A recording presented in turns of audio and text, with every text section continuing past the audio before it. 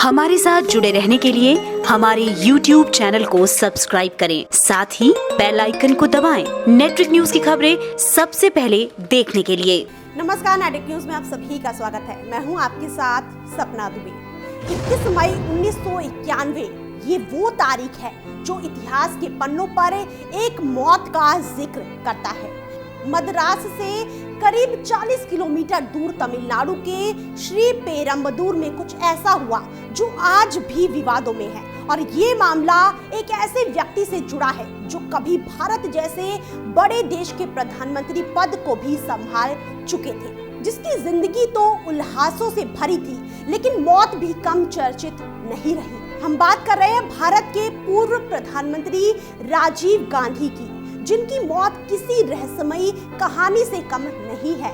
आज हम आपके सामने राजीव गांधी की मौत से जुड़ी हर वो बात बताएंगे जो राजीव गांधी की मौत के हर पहलू को खोलकर रख देगा। तमिलनाडु के श्री पेरम्बदूर में आयोजित एक सभा के स्टेज से कुछ ही दूर पहले राजीव गांधी ने अपनी मां इंदिरा गांधी की प्रतिमा पर माल्यार्पण किया और सभा को संबोधित करने के लिए स्टेज की तरफ चले थे।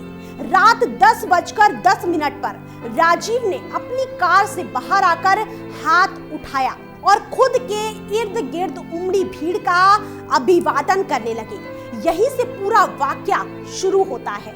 दो पत्रकारों के लिए भी रास्ता बनाया और फिर तमिलनाडु कांग्रेस कमेटी द्वारा तय की गई एक जीप में एक वीडियोग्राफर के साथ पहले वी राममूर्ति स्टेज पर पहुंचे। उन्होंने देखा कि राजीव बैरिकेड्स के पास रुके हुए थे और कुछ प्रशंसकों से मिल रहे थे। इसके बाद राजीव रेड कारपेट की तरफ बढ़े, जहां एक पार्टी कार्यकर्ता ने शॉल भेंट की। 21 मई 1991 को होने वाली राजीव गांधी के इस सभा के आयोजन की तैयारियां मद्रास से करीब 40 किलोमीटर दूर तमिलनाडु के श्री पेरम्बदूर में 20 मई से ही युद्ध स्तर की जा रही थी। IG R K. राघवन पूरी सभा में सुरक्षा प्रबंधों के ओवरऑल इंचार्ज थे। 7 मई को जैसे ही तमिलनाडु में कुछ जगहों पर राजीव की सभाओं की पुष्टि हो गई, इस पूरे इलाके में इंटेलिजेंस और सुरक्षा एजेंसी चौकस हो गई थी और सुरक्षा के कड़े इंतजाम किए गए थे। 20 मई को निर्देश जारी किए गए कि राजीव की श्री पेरम्बदूर सभा में शामिल होने वाली भीड़ को लेकर सुरक्षा की पुख्ता व्यवस्था की जाए। 21 मई की रात एक सब इंस्पेक्टर की इस टीम में 2 सुरक्षाकर्मी मेटल डिटेक्टर से लैस थे। इसके अलावा लेडी सब इंस्पेक्टर अनुसुईया भी इस सुरक्षा टीम में शामिल की गई थी। अनुसुईया के साथ और भी महिला सुरक्षाकर्मी थी जो रेड कारपेट एरिया के पास तैनात की गई, जिससे कि राजीव के स्वागत सत्कार के लिए आई महिलाओं की सुरक्षा जांच की जाए। इस पूरी उमड़ी भीड़ को काबू कर रहे सुरक्षा कर्मियों और इंतजाम पर आईजी राघवन नाराज थे और भीड़ को काबू करने का बार-बार निर्देश दे रहे थे। इसके अलावा आईजी की नाराजगी इस बात से भी थी कि लकड़ी के बैरिकेड्स दिए गए निर्देशों के हिसाब से नहीं लगाए गए थे। इस पूरे इंतजाम में कांग्रेस के कुछ स्थानीय कार्यकर्ता पुलिस और सुरक्षा एजेंसियों के साथ वो लगातार बात कर रहे थे। तभी वेन्यू पर एंट्री लेने के लिए उत्साहित महिलाओं के हुजूम में लता कानन दिखी थी। लता कानन तमिलनाडु कांग्रेस की नेता मरागथम चंद्रशेखर की बेटी लता प्रिया कुमार की सहयोगी के रूप में जानी जाती थी, जिन्होंने हाल ही में पार्टी कार्यकर्ता के तौर पर कांग्रेस ज्वाइन किया था। कानन अपनी टीनेजर बेटी कोकिला के साथ आई थी। कानन चाहती थी कि राजीव गांधी के लिए जिस कविता का अनुवाद उन्होंने किया है, उसका पाठ उनकी बेटी कोकिला राजीव के सामने करे और इसके लिए वो रात करीब 9:15 बजे वेन्यू पर पहुंची। लता प्रिया कुमार से कानन ने कोकिला की सिफारिश की गुजारिश की। प्रिया कुमार के कहने पर राजीव से मिलने वाले लोगों की क्लियरेंस लिस्ट में कोकिला को भी शामिल किया गया और क्लियर्ड लोगों की जो सूची तैयार थी उसमें 23 नाम थे, जिनमें से कोकिला के अलावा सभी पुरुष थे। फिर प्रिया कुमार इंदिरा गांधी की प्रतिमा के पास पहुंची, जहां उन्हें राजीव का स्वागत करना था। इस लिस्ट में लता कानन का नाम शामिल किया गया। लता के पीछे संदल की हार लिए हुए चश्मा लगाए एक महिला भी दिखी, जो हरे और नारंगी रंग की सलवार कमीज में थी और उस पर किसी का शायद ध्यान नहीं था। इसके अलावा इसे लेकर एक बात ये भी जुड़ी थी कि उस चश्मे वाली महिला को कुछ देर पहले ही लता कानन के साथ देखा गया था। इसके अलावा स्वागत में एक फोटोग्राफर, पत्रकार हरि बाबू सहित 3 और साथी थे। इस पूरे घटनाक्रम का विस्तार जितना ज्यादा है, उससे उलट ये पूरा घटनाक्रम कुछ मिनटों में ही खत्म हो गया। लता कानन जब क्लियरेंस के इंतजार में थी, उसी वक्त चश्मे वाली महिला अपने साथियों के साथ उनसे मिली और राजीव को हार पहनाने की अपनी इच्छा को बताया, जिसे वही खड़ी फैशनेबल साड़ी पहने हुए किसी महिला ने इस बारे में कांग्रेस कार्यकर्ताओं को बताया, जहां लता कानन और कोकिला के अलावा कुछ और लोग खड़े थे। वहीं कुछ देर बाद वो चश्मे वाली महिला भी पहुंची। हरि बाबू अपने कैमरे को फोकस कर चुका था और उसने वेन्यू पर पहली तस्वीर ली। Lady sub inspector Anusuiya constable के साथ रेड कारपेट के पास चेक पॉइंट पर थी और वहीं पर काफी ज्यादा भीड़ थी। देखते ही देखते उस जगह गहमा गहमी मच गई। जिनके नाम क्लियर्ड लिस्ट में थे वो तो स्वागत के लिए जा ही रहे थे, लेकिन जिनके नाम नहीं थे उनकी भीड़ भी काफी ज्यादा थी। पुलिस के पास लिस्ट थी और वो नाम चेक करते हुए कुछ लोगों को मेटल डिटेक्टर से जांच कर अंदर भेज रहे थे। तो वही सुरक्षा एजेंसियों के कई लोग आयोजकों के साथ मशगूल थे।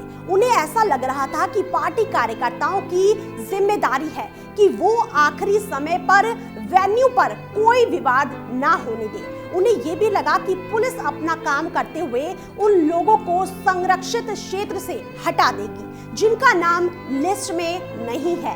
तभी राजीव के वेन्यू पर पहुंचने की सूचना मिलते ही ये निर्देश जारी हुआ कि जिनका नाम स्वागत सूची में आ चुका है वो स्टेज के पास बने रेड कारपेट एरिया में चले जाएं। लेकिन भीड़ इतनी ज्यादा थी कि कोई कुछ तय नहीं कर पा रहा था कि किसका नाम लिस्ट में है और किसका नहीं। इतना ही नहीं, कई लोग जिनका नाम लिस्ट में शामिल नहीं था वो भी स्वागत के लिए शामिल हो गए थे। कविता पाठ करने को लेकर कोकिला के साथ वही इंतजार कर रही लता कानन ये ध्यान ही नहीं दे पाई कि चश्मे वाली महिला चंदन का हार लिए हुए वहीं खड़ी थी। वक्त हो रहा था रात के 10:10 और राजीव गांधी कार से उतरकर स्टेज की ओर बढ़ रहे थे। इसी दौरान उनके साथ फोटो खिंचाने की गुजारिश कर राजीव से लिपटने की कोशिश करते एक शख्स को दूर हटाने पर मरागथम ने अपना बैलेंस खो दिया और उसी वक्त पुलिसकर्मी हरकत में आ गए और राजीव गांधी को सुरक्षा घेरे में ले लिया। पुलिसकर्मी भीड़ को काबू में रखने की कोशिश करने लगे, लेकिन ये बहुत मुश्किल हो रहा था। स्टेज के पास एक ही पावर सॉकेट था और स्टेज की ओर आते हुए राजीव को बेतहाशा भीड़ ने घेर रखा था। स्टेज पर खड़े वीडियोग्राफरों को आखिरकार कैमरे ऑफ करने पड़े। यही वजह थी कि कैमरे में कुछ कैद नहीं हो पाया। रात के 10:20 पर पार्टी के पुरुष कार्यकर्ताओं के द्वारा स्वागत किए जाने के बाद राजीव महिलाओं की कतार की तरफ बढ़े, जहां कुछ महिला कार्यकर्ताओं ने भी उनका सत्कार किया। राजीव गांधी के सत्कार में कोकिला ने कविता सुनानी शुरू की। वही चश्मे वाली का सस्पेंस भी बरकरार था। तब कोकिला के ठीक पीछे वो चश्मे वाली महिला खड़ी थी, जो दूसरे ही पल राजीव गांधी की तरफ बढ़ी। दरअसल हुआ ये कि अनुसुईया ने उस महिला को राजीव तक पहुंचने से तो रोका, लेकिन राजीव की नजर उस महिला पर पड़ी और उन्होंने चंदन का हार लिए उस महिला को रोकने से मना करते हुए आने का इशारा कर दिया। अनुसुईया पीछे हट गई और फिर सलवार सूट पहने चश्मा लगाए वो महिला राजीव के ठीक सामने आकर खड़ी हो गई। इसके बाद जो हुआ वो उस वक्त के पूरे वातावरण को सुन कर चुका था। लोग अवाक थे। एक पल को जैसे वक्त ठहर गया था। कुछ ही मिनटों में भारत के इतिहास के पन्नों पर एक शख्स के खून के छींटे पड़ गए थे। चश्मे वाली वो महिला चंदन का हार राजीव के गले में डालकर राजीव के पैर छूने के लिए नीचे झुकी। जैसे ही वो महिला नीचे झुकी, एक ऐसा धमाका हुआ जो सबके कान के पर्दे फाड़ देने वाला था। राजीव गांधी का जिस जगह स्वागत सत्कार किया जा रहा था, वहां अब कोई कार्यक्रम या सभा नहीं बल्कि शमशान सा लगता था। आग और धुएं का एक गुब्बार जिसकी लपटें करीब 20 फीट तक ऊंची उठ रही थी। जहां राजीव खड़े थे वहां अब कोई भीड़ नहीं थी, बल्कि थे तो बस लोगों के चीथड़े। जहां राजीव खड़े थे वहां एक पल पहले तक तो मिलन मिलाप और स्वागत सत्कार चल रहा था, लेकिन ये क्या, दूसरे ही पल इस जगह पर खून, मानव मांस और अंगों के टुकड़े बेतरतीब तरीके से बिखरे हुए थे। क्या राजीव, क्या लता कानन, क्या कविता पाठ के लिए उत्साहित कोकिला, क्या हरिबाबू और राजीव के निजी सुरक्षा अधिकारी, सबके सब उस ब्लास्ट में देखते ही देखते स्वाहा हो गए थे। हरे और नारंगी रंग का पोशाक पहने और चश्मा लगाए राजीव गांधी को संदल का हार पहनाने वाली वो महिला मौके पर ही खत्म हो गई। राजीव और उनके साथ कई लोगों की आखिरी तस्वीरें खींचने वाला हरि बाबू का वो कैमरा भी कहीं दूर जा गिरा था, जिसमें ऐसी दर्दनाक तस्वीरें खींचने की शायद अब हिम्मत ना रही हो।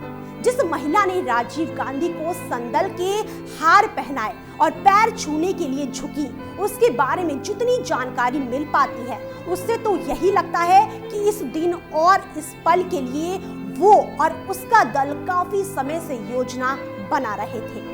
पूर्व प्रधानमंत्री राजीव गांधी की हत्या के जुर्म में उम्र कैद की सजा काट रही नलिनी श्रीहरन के घर पर उस दौरान 2 हफ्तों से कुछ और लोगों के साथ ये चश्मे वाली महिला रुकी थी, लेकिन जैसे साजिश को अंजाम देने का वक्त आया, महिला की तबीयत खराब हो गई, लेकिन उसकी एक साथी ने उसे उसका काम पूरा करने को कहकर उसके शरीर पर बेल्ट बम बांध दिया। सबसे ज्यादा हैरान कर देने वाली बात तो ये थी कि इन सभी को ये पता ही नहीं था कि जिसकी हत्या की साजिश को अंजाम देने जा रहे थे वो कोई और नहीं बल्कि राजीव गांधी थे। उन्हें लगा कि वरदराजा पेरुमल की हत्या की योजना बनाई गई है और इसके लिए 21 मई की शाम इन लोगों ने श्री पेरम्बदूर के लिए सरकारी बस पर बैठ गई। तभी बातचीत के दौरान नलिनी ने एक महिला को उस चश्मे वाली महिला से कहते सुना कि वो एक इतिहास रचने वाली है, और नलिनी तभी समझ गई थी कि पेरुमल की नहीं बल्कि राजीव गांधी की हत्या की योजना थी। रात करीब 8 बजे ये सभी श्री पेरम्बदूर पहुंचे। वहां सबने साथ में ही डिनर किया और तुरंत बाद इन लोगों ने राजीव की सभा के स्टेज के पास पहुंचने की जद्दोजहद शुरू कर दी थी और आखिरकार अपनी योजना को पूरा कर लिया। और उस 10 मिनट के दौरान एक काले इतिहास ने अपनी रूपरेखा तैयार कर ली। आपको बता दें कि राजीव गांधी हत्याकांड के लिए जिम्मेदार नलिनी श्रीहरन, मुरुगन उर्फ श्रीहरन, पेरिया वलन उर्फ अरीवू, रविचंद्रन संथन और जया कुमार पिछले 28 साल से जेल में बंद सजा काट रहे हैं। राजीव गांधी हत्याकांड में आरोपी रविचंद्रन, जो श्रीलंका का नागरिक है, उसने एक चौंका देने वाला दावा किया कि पूर्व प्रधानमंत्री की हत्या के लिए इस्तेमाल में लाए गए बेल्ट बम को भारत में ही बनाया गया था। रविचंद्रन पर आरोप है कि उसने हमलावरों को टेक्निकल मदद पहुंचाई थी। रविचंद्रन के इस दावे पर अक्सर ही विवाद होता रहा है। आपको बता दें कि मदुरै जेल में बंद रविचंद्रन की मौत की सजा को सुप्रीम कोर्ट ने आजीवन कारावास में बदल दिया था। हाल के सालों में श्रीलंका में आतंकी हमले हो रहे थे, जिसके पीछे लिट्टे का हाथ होना बताया गया है। ये तमिल समर्थक आतंकी संगठन है जो अब लगभग नहीं है। कहा जाता है कि 80 के दशक में श्रीलंका में हो रहे आतंकी हमले का मुद्दा सुलझाने के कारण ही राजीव गांधी की साजिश के तहत हत्या कर दी गई। फिलहाल बताएं, बाकी देश और दुनिया की बड़ी खबरों के लिए देखते रहिए हमारे चैनल नेट्रिक न्यूज को। साथ ही खबरों की ताज़ा अपडेट के लिए हमारे चैनल नेट्रिक न्यूज को सब्सक्राइब करना ना भूलें।